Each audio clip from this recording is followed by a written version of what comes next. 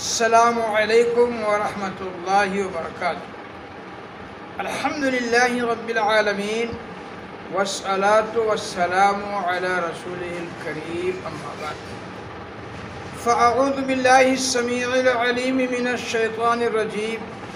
من حمزہ ونفخہ ونفثہ، بسم اللہ الرحمن الرحیم۔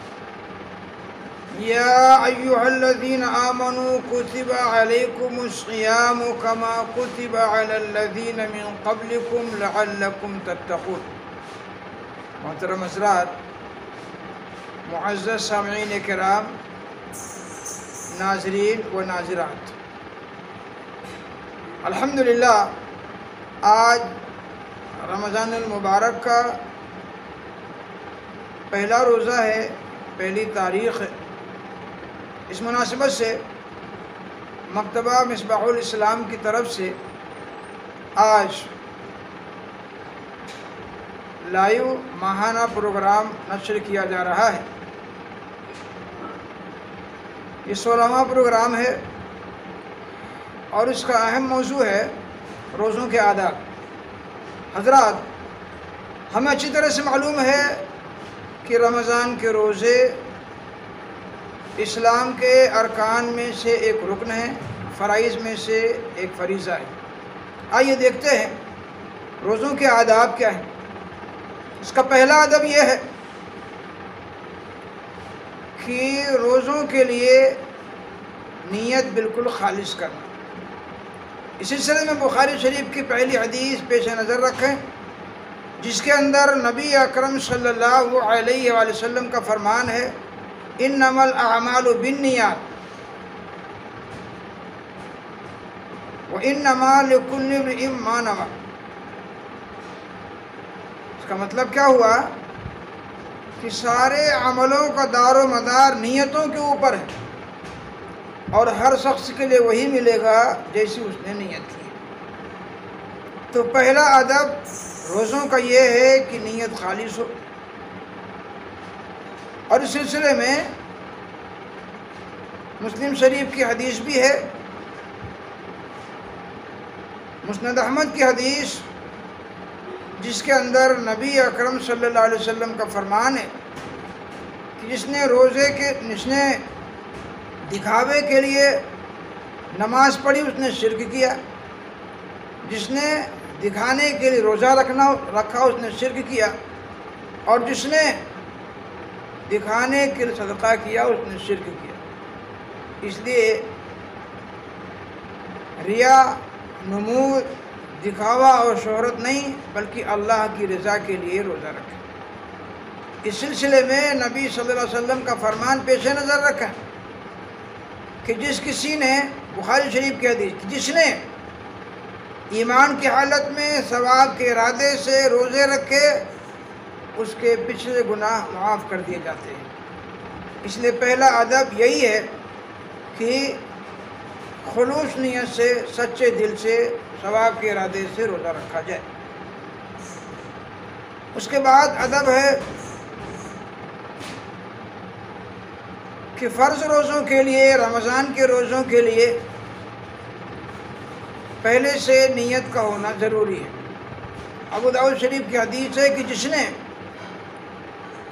فجر سے پہلے یعنی صبح صادق سے پہلے نیت نہیں کی، اس کا روزہ نہیں۔ ہاں، نفلی روزہ ہے تو دن میں کسی بھی وقت نیت کر سکتے ہیں، کوئی حرج نہیں، آپ کا روزہ ہو جائے گا۔ اس سلسلے میں مسلم شریف کی حدیث ہے کہ نبی صلی اللہ علیہ وسلم نے سوال کیا کہ آج کیا کھانے کے لیے کچھ ہے؟ آپ کے ازواج مطہرات نے کہا کہ کھانے کے لیے نہیں ہے۔ آپ نے فرمایا کہ اب میرا روزہ ہے۔ تو معلوم یہ ہوا کہ نفلی روزے کے لیے رات میں ہی جو ہے نیت کرنی ضروری نہیں ہے، بعد میں بھی روزہ کے لیے نیت کر سکتے ہیں، کوئی نہیں۔ اس کے بعد ہے آداب میں سے سحری کرنا۔ سحری بخاری اور مسلم شریف کی متفق علیہ حدیث ہے کہ سحری کر لیا کرو، اس لیے کہ سحری کے اندر برکت ہے، تو سحری کریں۔ اور اس کے اندر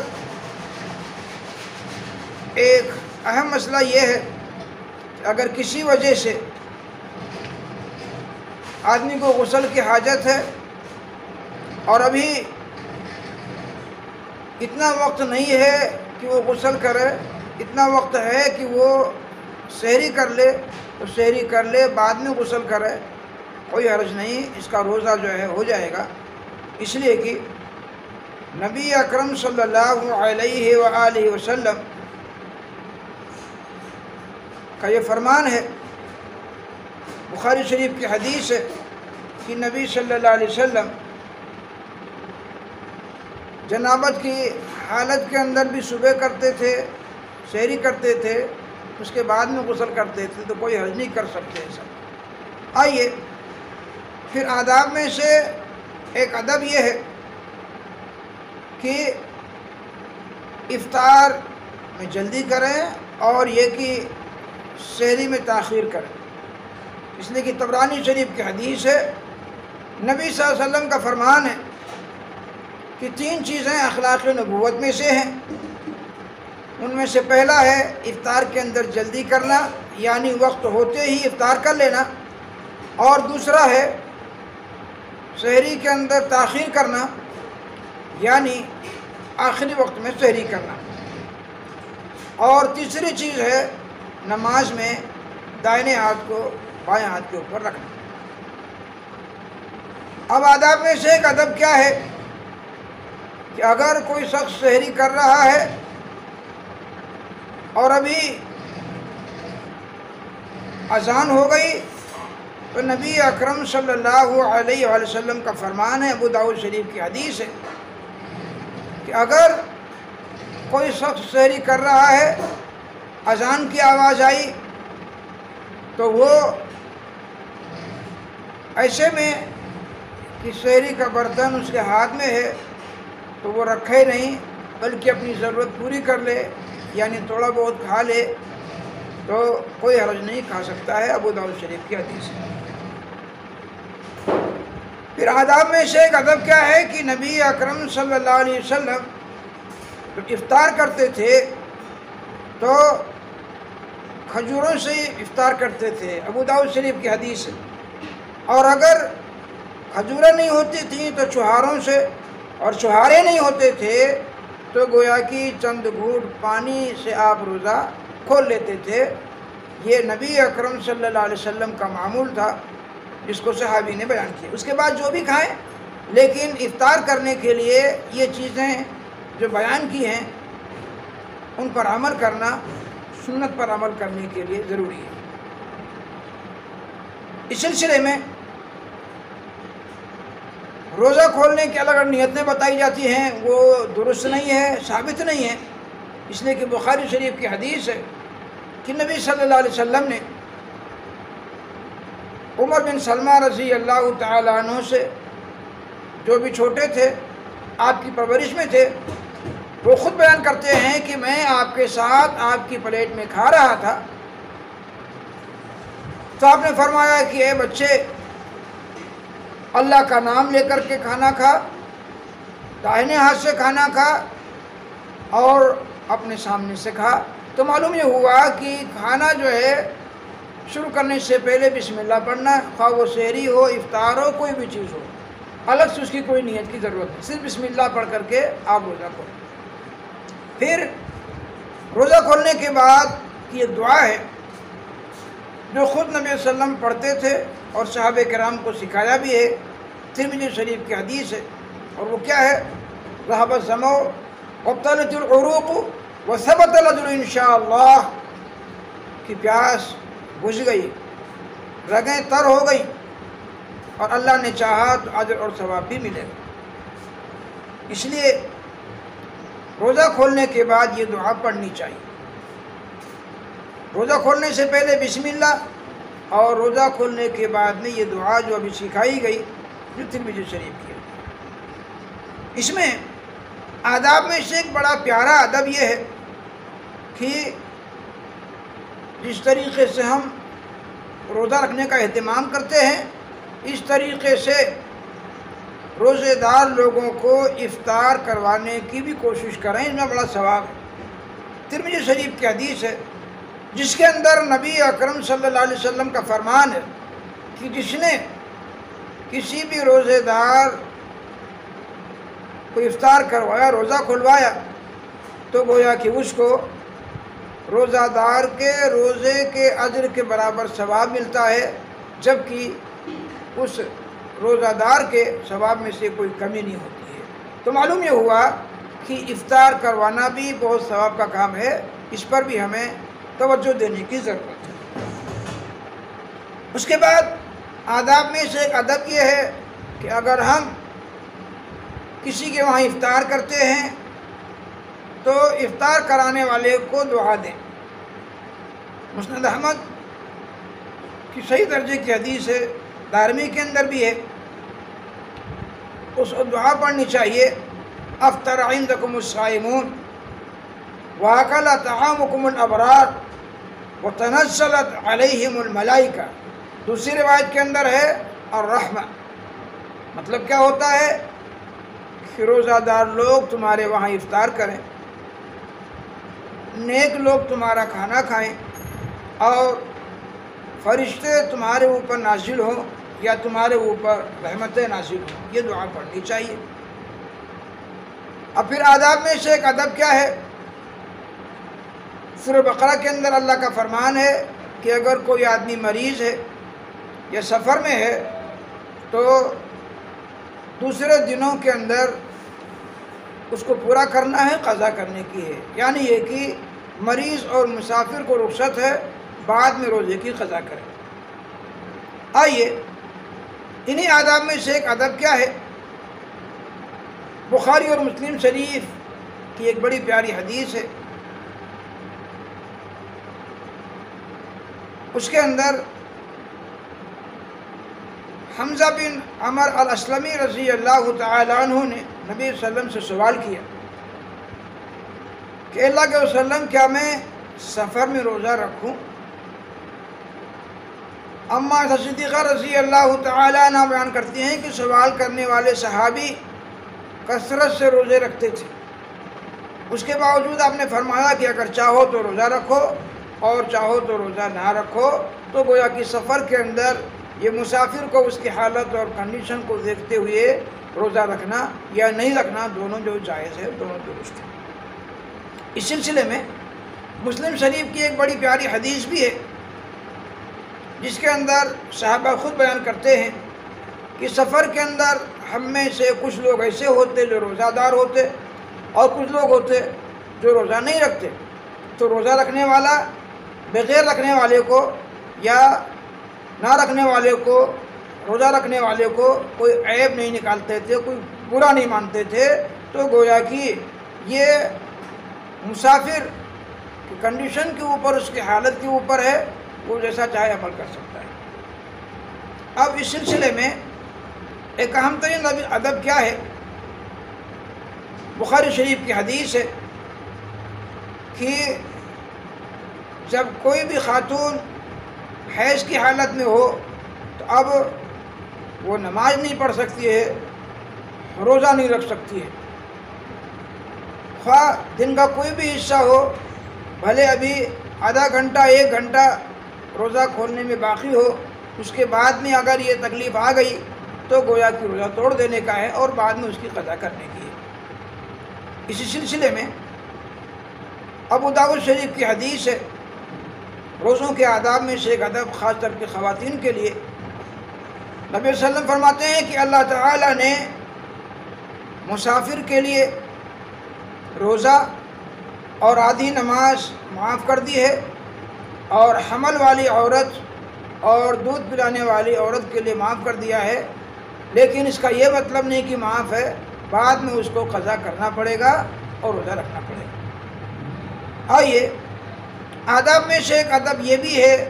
روزوں کے اندر کہ نبی اکرم صلی اللہ علیہ وآلہ وسلم کا ایک واقعہ بیان کیا گیا ہے، بخاری اور مسلم شریف کی متفق علیہ حدیث ہے کہ نبی صلی اللہ علیہ وسلم مکہ سے سفر پہ نکلے، صحابہ کرام بھی موجود تھے رمضان کے اندر۔ پھر جب آپ مقام قدید میں پہنچے تو آپ نے روزہ توڑ دیا اور صحابہ کرام نے بھی توڑ دیا، تو معلوم یہ ہوا کہ اگر کوئی مشکل ہو، کوئی تکلیف ہو تو دن میں کسی بھی وقت جو ہے روزہ بڑھے رکھے تھے، تکلیف ہو تو اس وقت بھی توڑ سکتے ہیں، جیسا کہ آپ نے اور آپ کے صحابہ کرام نے کیا ہے۔ اس سلسلے میں احکام میں سے ایک بڑا حکم اور ادب یہ ہے، مستدرک حاکم اور دارقطنی کی حدیث ہے کہ نبی صلی اللہ علیہ وآلہ وسلم نے ایسا بوڑھا جو بڑھاپے کے آخری عمر کو پہنچ چکا ہے اور یہ کہ نہ روزہ رکھ پائے گا اور نہ ہی وہ قضا کر سکے گا، تو رخصت دی ہے کہ وہ ہر روزے کے بدلے ایک مسکین کھانا کھلائے، اس کے اوپر کوئی قضا نہیں ہے۔ اس کے بعد پھر ایک اہم ترین ہوتا کیا ہے کہ آدمی روزہ رکھتا ہے سفر کے اندر اور اس کو تکلیف ہے، تکلیف پہ تکلیف ہے، اس کے بعد بھی ٹھان لیتا نہیں توڑوں گا، لیکن اگر اس کی جان پہ جا رہی ہو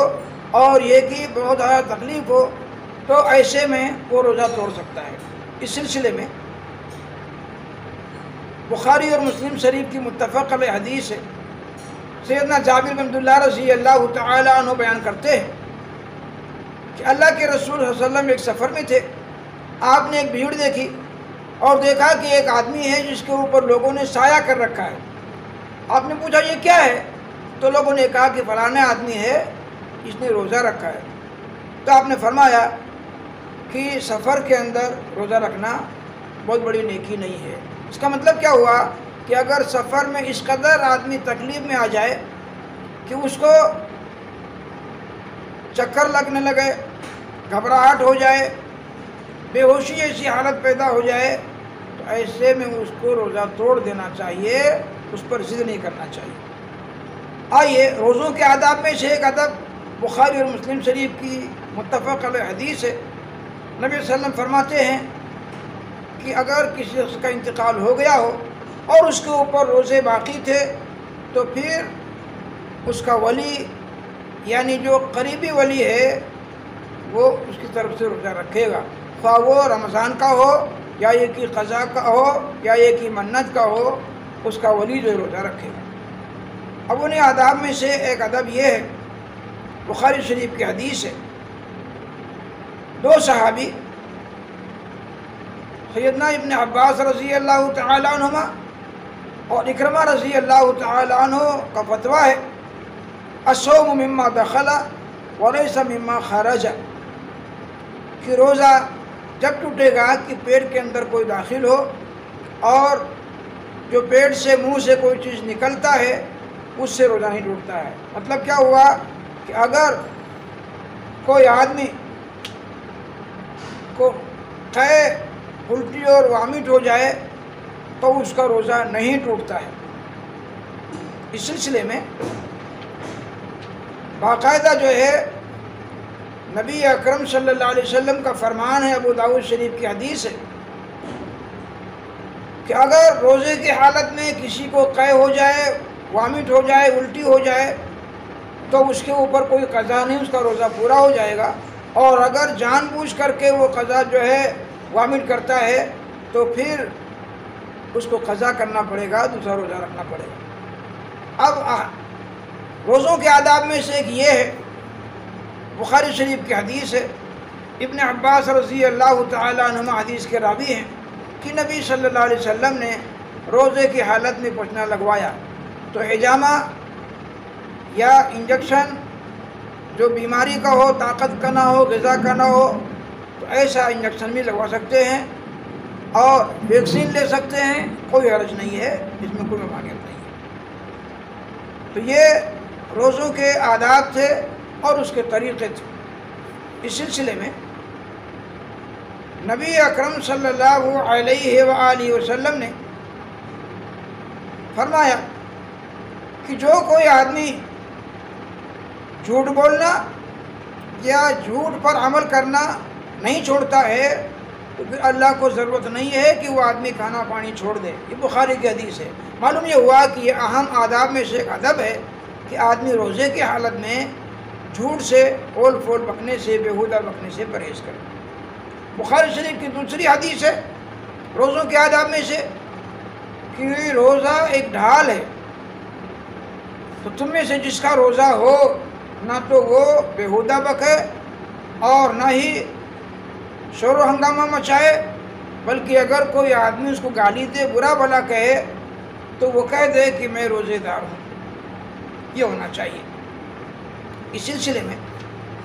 آداب میں سے ایک ادب بھی سمجھنا ضروری ہے کہ نبی اکرم صلی اللہ علیہ وآلہ وسلم نے، ابو داؤد شریف کی حدیث ہے کہ ایک شخص نے سوال کیا بیوی سے بوسہ لینے کے تعلق سے،